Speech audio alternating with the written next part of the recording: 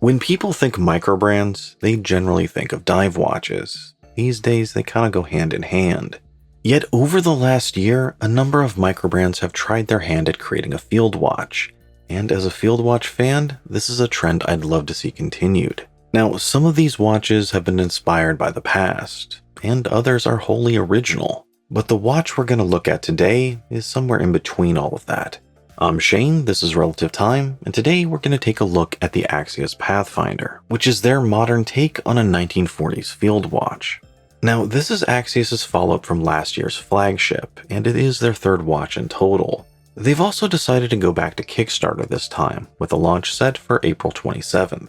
And as such, this is a prototype that was lent into the channel, so there may be some changes to the final production model. And interestingly here, Axios actually sent two different colorways. We have one that's a bit more conservative, and one that is definitely more blingy. One of the interesting things here is that Axios has gone more budget-friendly compared to their other offerings, as they're sticking to a Seiko NH35A movement, and prices are starting at $249. Now, what do you get for all that? Well, let's dive in to find out. For the Pathfinder, Axios decided to go with a 40mm wide watch with a lug-to-lug just under 47, as well as a total thickness of 12 1/4, which for a watch with a Seiko NH35A movement isn't bad. But what's really impressive here is that it's 12 1/4 with both a screw-down crown and 200 meters of water resistance. So it's a field watch that's just as capable as most divers out there, which is something I'd love to see more of. Total weight here is just about 155 grams on its bracelet, which means it has a decent feel to it, but it's not overly heavy, and especially so on the wrist. The Pathfinder is a watch that wears fairly true to its size, and as a whole, I think it's very comfortable with a great balance between size and weight. On a lighter strap, I think it can easily blend into your wrist, while on the bracelet, you will remember it's there, but it's pretty comfortable. I think for a lot of people, this will be the perfect size, and for me with my 7-inch wrist, that lug-to-lug of 47 is almost perfect. One look at the case, and you can tell that it's not your typical field watch, as I think there's more attention to detail and more finer touches than you would typically expect. You have a nice linear brushing on the top as well as the sides, and that side section is then sandwiched in between two polished chamfered edges, which beautifully outlines the overall shape of the case. But it's really the bezel that's eye-catching and draws your eyes in. It's almost a mirror opposite of the case, as you have a circular brushing on the base as well as the top, with a mirror polished edge sandwiched in between. And it's that polished section which really draws your eyes in like a bullseye. The Pathfinder has a much more elegant case than your typical World War II style field watch, so I think that makes it less of a Hamilton khaki field and more like a khaki king, or even a Seiko Alpinist, and especially the newer Alpinists that don't have a compass.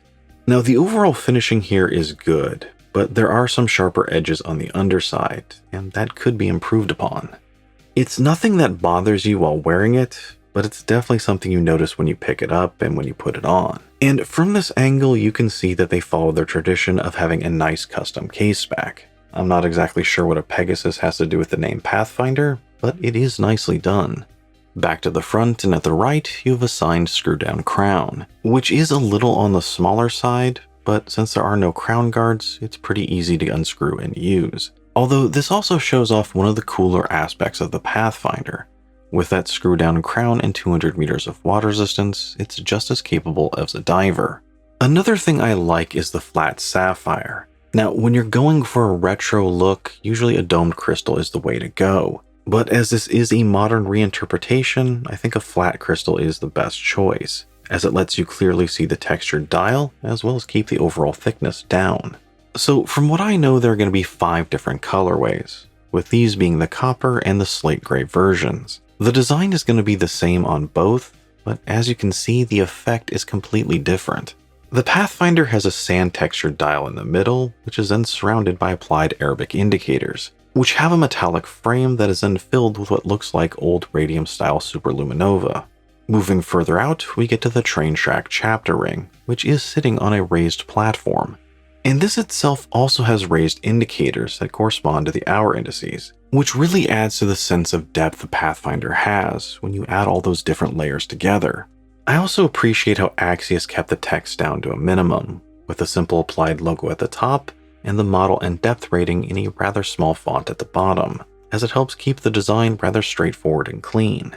Now, Axios decided to go with sword-shaped hands here, and honestly, I'm a little mixed on that. They are rather fitting and completely appropriate for a field watch, yet with a slightly more elegant take that they have here, I think cathedral hands might have been the better choice.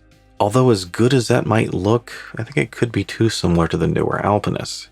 Now, I think the hands here are also just a little short, and I would have loved to see the minute and the second hand hovering over that raised chapter ring, rather than just stopping short of it.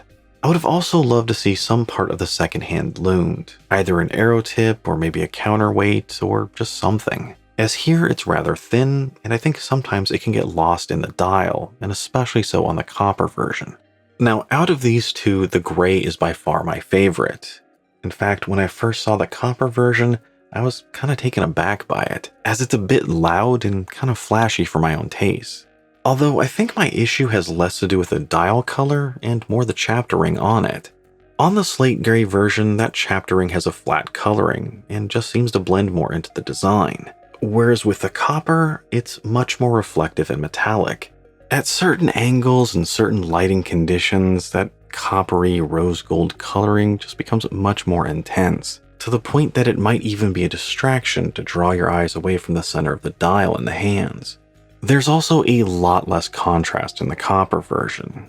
You can still tell the time easily enough, but you do lose some of the finer details in the design. Whereas with the gray dial, you can easily see the different layers and the textures all defined by nice sharp outlines, which I think leads to a greater sense of depth and visual interest, whereas with the copper, it just looks reflective and flashy. Now, that said, while I was initially taken aback by it, after spending a few days wearing it and getting some great footage of it, I have come to appreciate it a little bit more. It's definitely still not my style, but I can understand how some would fall in love with this colorway. It's a bit blingy and rather flashy, but it is also rather different. Where the gray dial is a bit more conservative and casual, I think some would love the copper for the same reason I love my champagne khaki king, or even my white dial Alpinist, as it turns it into a go anywhere, do anything kind of watch, one that you can wear casual or dressed up.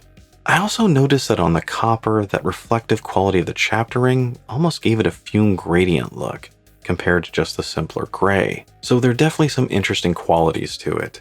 But if I had to pick a colorway for myself, I think I'd actually go for the white dial version, as I think it kind of hits the sweet spot in terms of dress and casual. Now, as Axios has done a great job with the Lume on their divers in the past, I had some high hopes for this one. I was kind of hoping they would follow what the Swiss watch company did with the bunker and just go totally nuts with the Lume. But unfortunately, they didn't quite go that far. Now, first off, I love the Lume markers on the chapter ring and the very subtle crosshair effect that they give off. It's kind of a cool touch, and initially the watch is nice and bright. But in my comparison tests, it does fade out just a little bit before my Seiko Turtle, which for a field watch, I'd still consider to be pretty good. And to be fair, that's what I've been seeing with some divers that have that old radium Lume, as that old radium just doesn't seem to have the staying power of regular C3. So in terms of Lume, the Pathfinder is good, but I was hoping for better. Now, movement-wise, we have your standard Seiko NH35A, which is a first for Axios, but that does allow them to release this at a great price point. And when you're starting at around $250, a Seiko NH35A is pretty much the perfect choice for a watch. Moving on to the bracelet, we have the one area that Axios has mentioned they're going to change. Now, the design should stay the same, but they are going to refine it a bit. And if they succeed in that, this is going to be a pretty great bracelet for the price. It's a brushed 5-link design with some polished chamfered edges in the middle, which style-wise I think matches the watch nicely. It's a touch dressy while still maintaining its tool watch roots. You also have solid female end links, solid links secured with screws, and a nice milled push-button clasp. I mean, it's pretty much everything you could want. My only issue with the bracelet, and I think it is a big one, is that the edges of the square links can be a bit sharp to the touch. You don't really feel it while wearing it, but you definitely feel it while touching it and putting it on. But as I said, this is something they already mentioned they're going to fix. Now, with Kickstarter watches, value is always kind of tricky to talk about. as the price you get it at always depends on when you jump on board. Yet at the lower end of that price scale, I think there is a lot of value here. If you're looking for some comparables when it comes to micro brands, I think your best bet would be the Vario Trench. It has a very different look and a very different feel, but similar specs. It's also a watch that I really loved. Currently, it's a little bit more than that, but I believe it started out about the same price on Kickstarter. Or if you want to look at some name brand watches, then check out the Seiko SNZGs, or maybe even an Orient Defender. They are a little bit less, but you're not getting a good bracelet or sapphire with those. Also, when it comes to Kickstarter watches, always remember that there is a little bit of risk. Yet, this isn't Axios' first rodeo, and with their connection to Zelos, I think that risk is rather minimal. In some ways, the design formula for the Pathfinder is rather straightforward. I mean, you take a classic dial design, add some texture, and then throw it in a case with some refined touches. It's well executed, but it's nothing overly complicated. Yet I think the value here and what it represents is one of the most interesting aspects of the Pathfinder, especially for those that like a dressier field watch, like say the Khaki King, or maybe even those that love the idea of the new bezel-less Alpinist, but think Seiko's completely crazy for what they're charging. With respect to those, I think the Pathfinder is a very interesting, attractive, and affordable alternative.